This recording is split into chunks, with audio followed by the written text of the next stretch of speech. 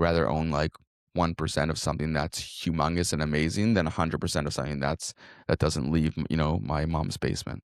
You went and started something with your best friend. So Yeah. I guess what would your advice be for someone that's looking to like pick, a co-founder, partner? Yeah, I think that you got to be careful. Me and Schreiber both have had businesses and relationships in the past where we jumped into partnerships and it just burned us and didn't work out. And starting this in the age that we're in, maybe I look younger than I am, but I'll be 43 this year. And so I've luckily had the opportunity to learn from my mistakes in the past, but I truly believe having co-founders, partners is essential. The right one, it keeps you motivated. It fulfills the gaps of the skills you don't have. I can say with confidence, and I'm sure Schreiber will love to hear this, but like this company would not exist without him and it wouldn't exist without me. And if he was on his own, it wouldn't be here. And if I was on my own, it wouldn't be here. We complement each other so well. Luckily, my perfect business partner was there in front of me my whole life. And we've talked about doing other things in the past. We've just never lined up. We've both worked with friends of ours in the past and that didn't work out. But we always knew that we complemented each other well because we have skills that the other one don't have. Like it's night and day. Like he can't do anything that I can do and can't do anything he can do.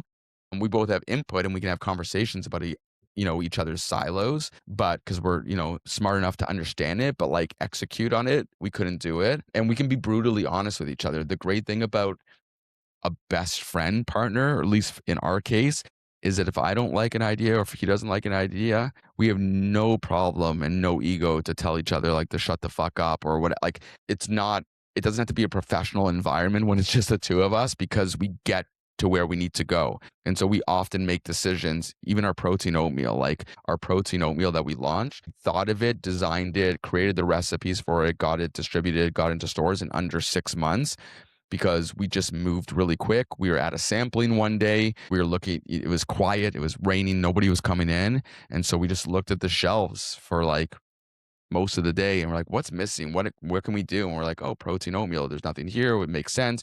We started looking up, researching, whatever. He thought of an idea. I'm like, that's stupid. We're not doing that. I'm like, maybe we should do this. He's like, that's dumb. We're not doing that. And we just kept on moving on with no emotion, feelings, or ego, just the goal of finding the best version of that product that we both can agree on. And so, yeah, it was risky working with the best friend. I've done it before. It doesn't always work out, but we just both had this like feeling that it could. And so I think for anyone who's doing something on their own, you can do it on your own for sure.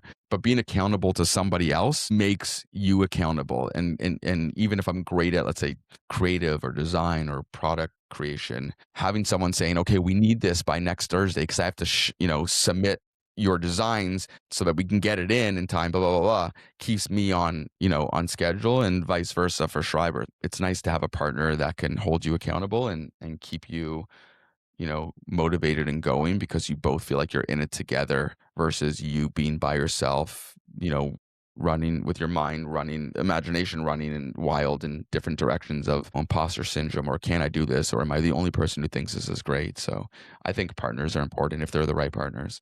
And I'm happy to give up. Sorry, just I was gonna say I'm happy to give up equity for creative ideas because at the end of the day, I rather own like 1% of something that's humongous and amazing than 100% of something that doesn't leave, my mom's basement. 100%. I think the two key things you said there that really resonated was like the ego part. I think the fact that you guys have, kept that aside in a situation like this, and then the second piece is also that you have complementary skill sets. He has that strength in distribution. You have the creative design piece locked in. So I think you guys really, gelled well together. And of course, you're best friends, so that also is a huge factor there. For Um, sure.